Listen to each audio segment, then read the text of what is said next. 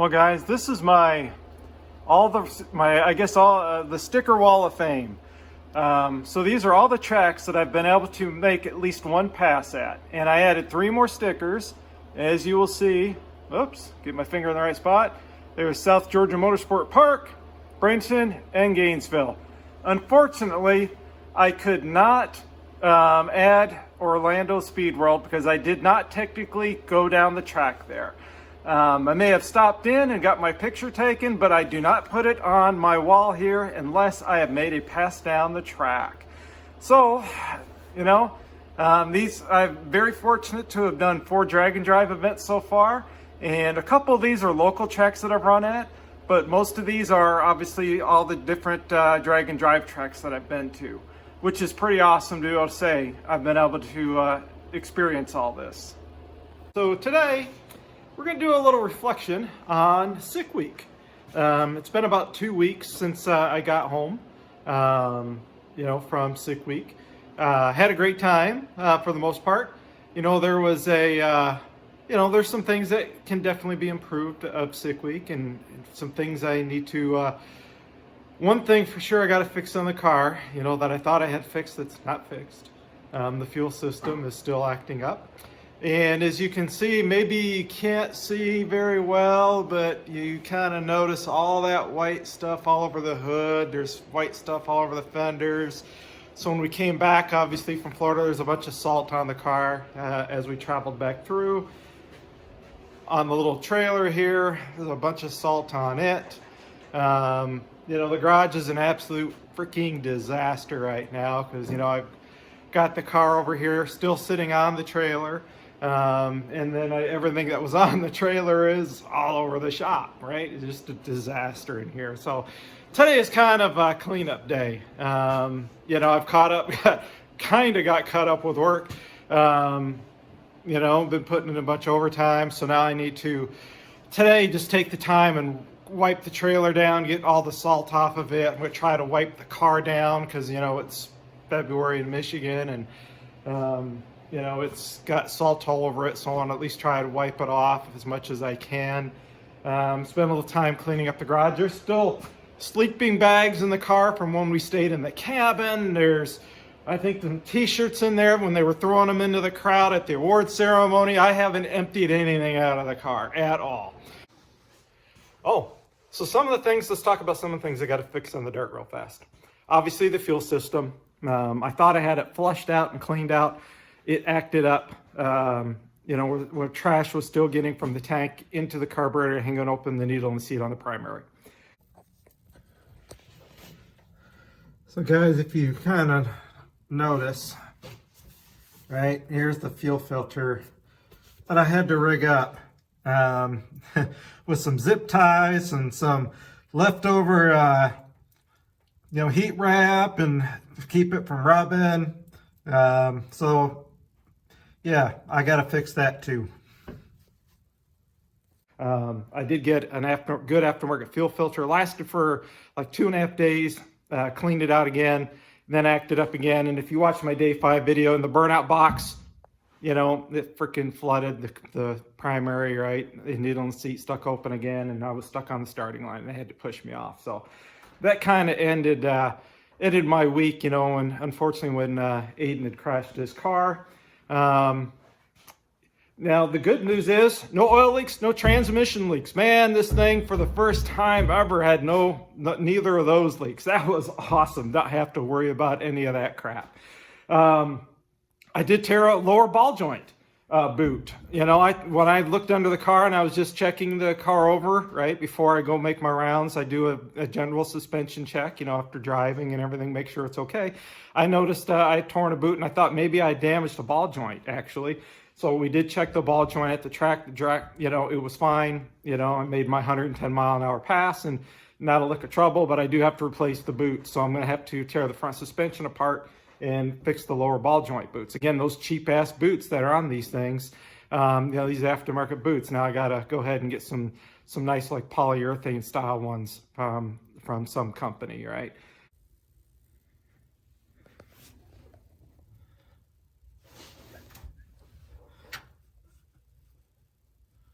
Well, guys, I'm not sure how good you can see that, but basically that's the ball joint boot that is all torn up on the passenger front here that I need to, basically take the front suspension apart and order some, new lower ball joint boots as well.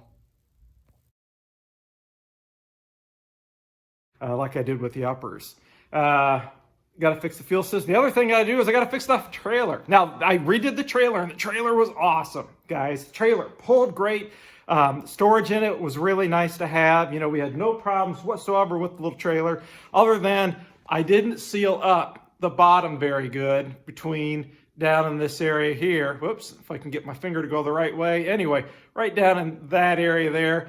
I didn't seal it very good, apparently, because water got in and started to warp the board on the bottom. So I need to silicone that up real good along the base. It wasn't getting up on the top. We did find, I think it was on this side, on the driver's side of it, that, whoa! I was supposed to be leaning on the spare tire and I missed it. So, spare tire right here on the trailer. Totally missed it. Apparently I didn't seal that up very good. You could see where, water got into the wood and was soaking in. So I need to go around with some silicone and seal that up real good. So really, those were the only three major things. I had a little squeak inside the car that was just annoying. And that was about it, I think, for the most part.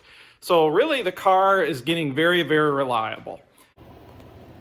So the other thing I need to do, guys, is to kind of help protect this. This is an exterior flat white paint, but I want to switch this over to an exterior semi-gloss white to help kind of keep this a little better protected.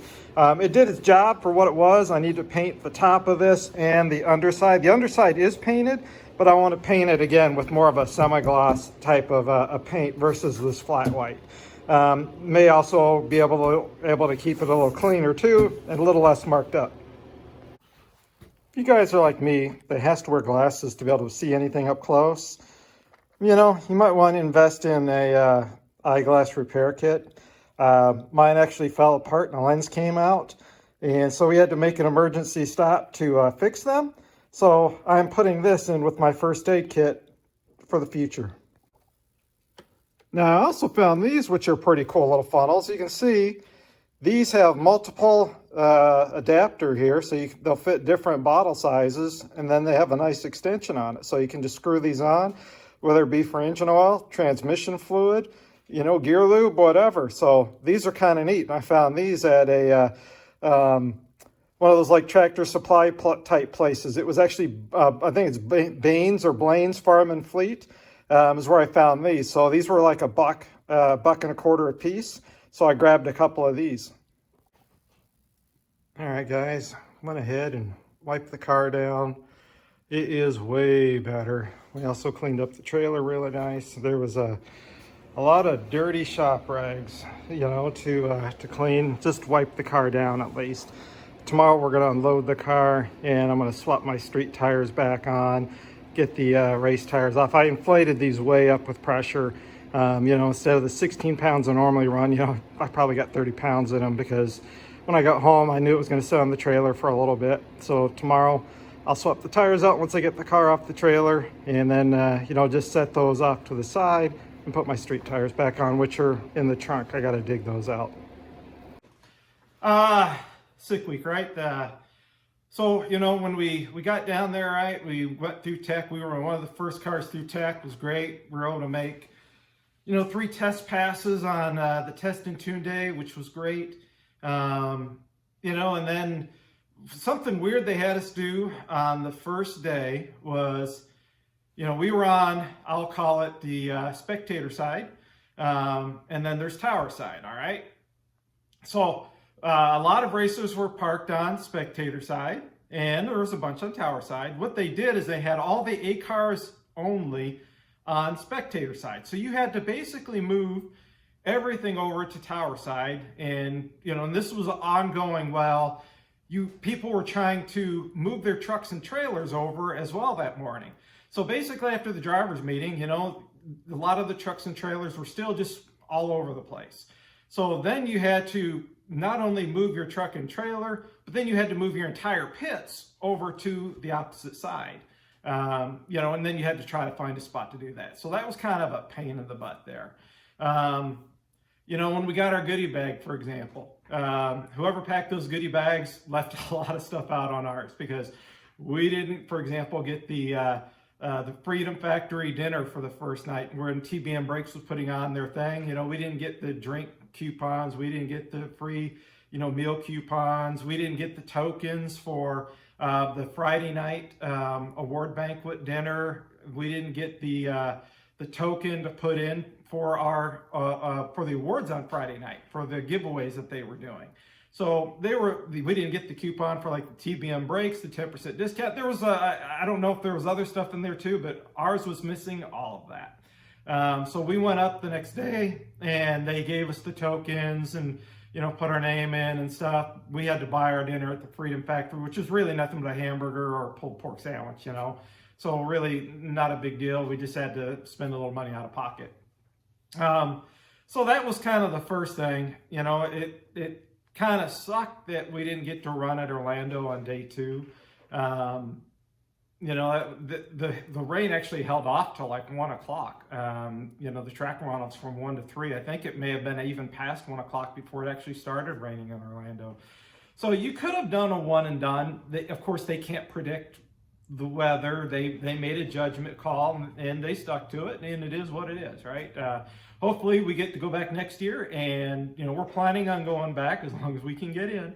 My wife actually had a good time. The first couple days she struggled, with it, but once she got to know a few people and felt a little more welcomed by some of the people that I know, she was taking pictures and, she was kind of getting in a routine with, hey, this is how we pack the car, unpack the car. This is what we got to do to get ready. And, she was able to help Rick and Sharma with theirs on, I think it was Gainesville on Wednesday. She got more into the flow of things and had a lot more fun. She got yelled at by Keith Turk.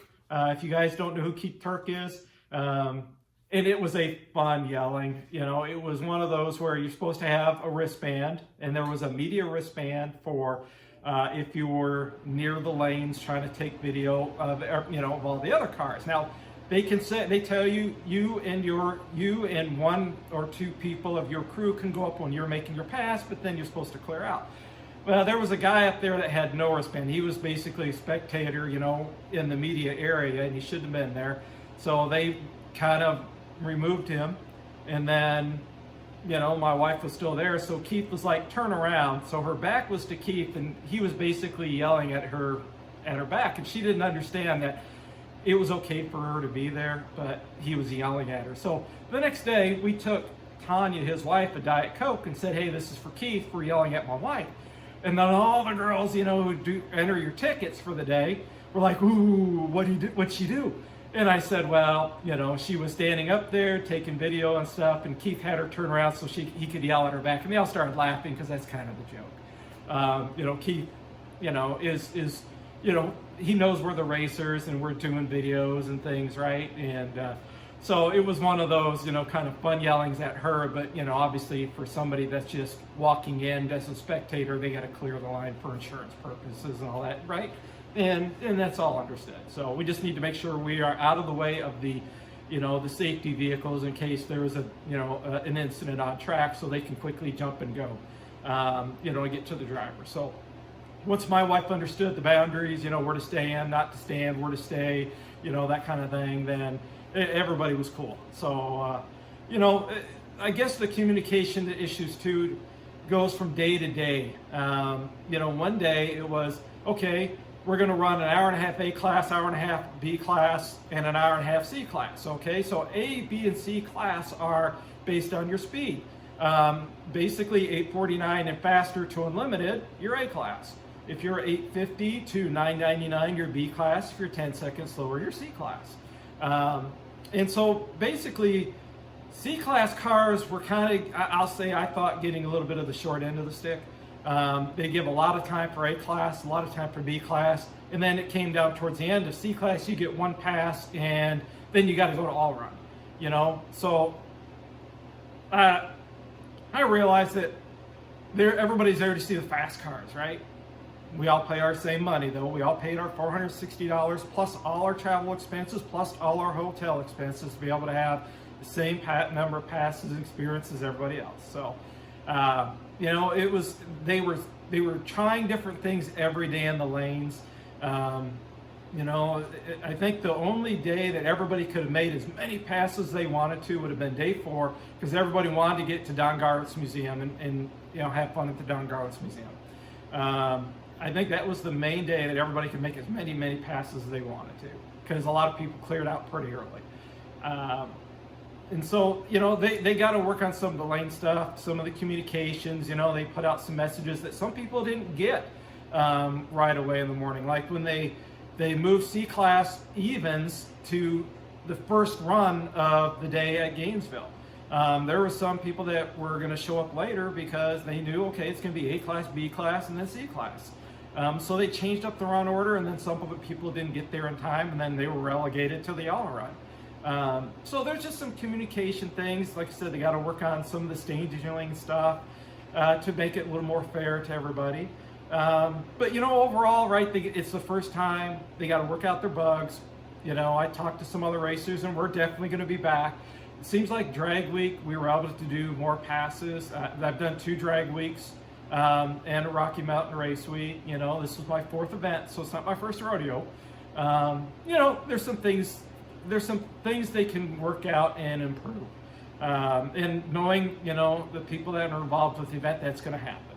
I think they had great sponsorship of the event, you know, great awareness of the event, great participation. You know, they made sure they build up. They built 341 out of 350 spots that started the day, the first day. I think there was 80 or 90 some cars that dropped out that, you know, that couldn't finish the event. So, you know, there was some really cool stuff there, and a lot of people that I know that have met over the last few years. So, you know, I need to figure out though what I want to do with the dart. So drop in your comments, what do you think I should do to make the dart quicker, right?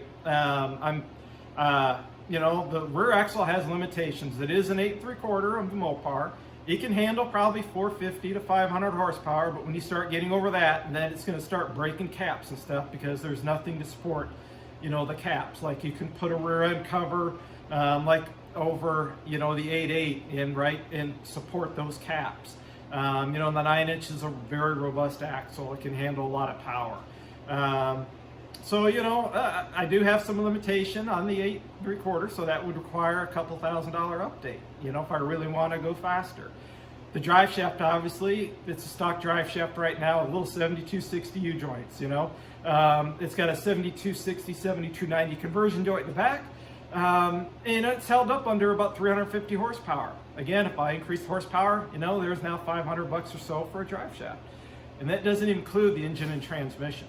You know, I run a 904 transmission, and it's held up great under this horsepower. Now, I do know a guy that has a pro-charged, you know, 360 LA motor, you know, and he's running 10 O's and he can get in the 9s. He's running a 904, just like I am. You know, I would have to put the SFI stuff on it, being the flywheel cover and then the transmission cover. Those are good for 5 years, but that's a $400 investment. Maybe more than that, maybe $450. You know, there's another $450 there. And then obviously there's the engine itself. You know, it's a stock bottom end Magnum, right? Cast pistons, cast crank, you know, stock rods. So I would need to upgrade the engine tremendously. You know, I could probably throw a 100 shot at it if I wanted to do a nitro setup, but then I got to upgrade the fuel system.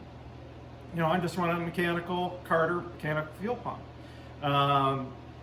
You know, so then I gotta, do I upgrade the fuel system and put a nitrous on it? Or do I build a stroker motor, you know, and there's a couple grand now for a stroker, and does it get me, you know, where I want to go? I don't know. So that's where I'm struggling with. Build the next car and have fun with the little dart the way it is. It's reliable. I can drive it anywhere and have a good time. Or do I dump, I don't know what, $6,000 into this thing and $7,000 and just try to get this thing into the tens? You know,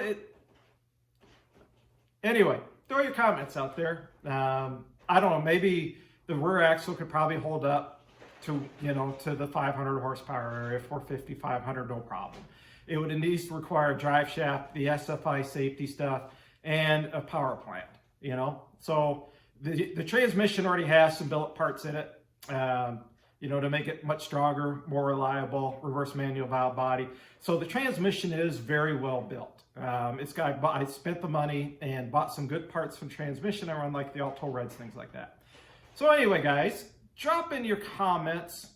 What do you think I should do with the little Dart? Or do you think I should build that 1967 something or other and turbocharge it with fuel injection?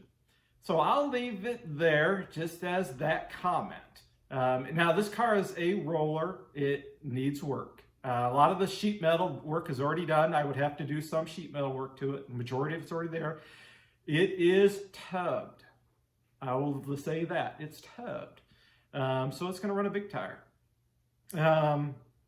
And that's about where it's at. It has a complete interior in 1,000,000 pieces. And kind of need to decide, build that with the turbo and fuel injection and go modern, which is something I would love to do. I want to learn fuel injection and that kind of stuff. But I love the Dart. The Dart's fun too. So I'm thinking about building the other car and let my son have some fun with the Dart, or, I don't know.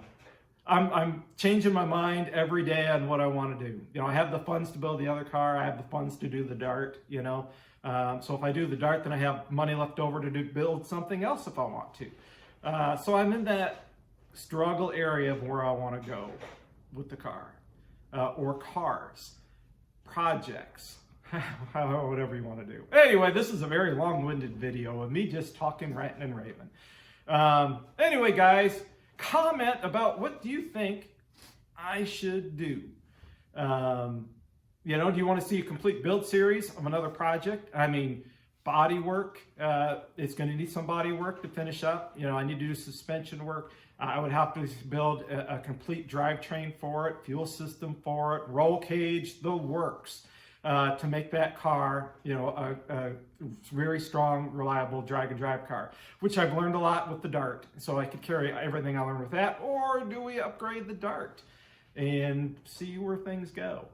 Anyway, comment, like, let me know what you guys think, and be honest. What do you guys think we should do? I'm figuring out how to grow the channel. As well. That's one of the things I want to do is pick up some projects, do things, grow the channel, let you guys learn and grow with me. So I've got an engine sitting right here. I've got a spare block. I've got a spare cast crank actually behind this press. I've got an extra set of stock rods. I could throw some KB 107s, increase the compression on this thing, and go a little quicker. Granted, it would only be 3-4%. Which is only about 20 horsepower, believe it or not a lot, by increasing a point of compression, because I'm about 9.6 to right now, 9.5, 9.6. That would boost me up to the 10.7 area maybe. The KBs I'm thinking about going with. And with my cylinder heads and all that, it would put me in that ballpark area. Anyway, like I said, Sick Week was a great event. There is some things they have to improve. But while I go back, yes. It was nice to have the shorter drives involved with Sick Week versus the really long ones with Drag Week, because there you're doing 1,000, 1,100 miles. And with Sick Week, you're doing, 3-hour drives versus 4 or 5 hour. Depending on if you have issues on the side of the road, different things like that, by the time you get out of the track, you can get in really, really late on some of the hot rod drag week type nights. There's 11 o'clock midnight nights that you roll in if you have no issues whatsoever, just cruising along. Anyway, I know I've rambled and talked and everything else, but like I said, drop your comments. Let me know what y'all think, and we'll talk about it, and we'll see what direction or path I go forward over the next couple months. Thanks for watching, guys.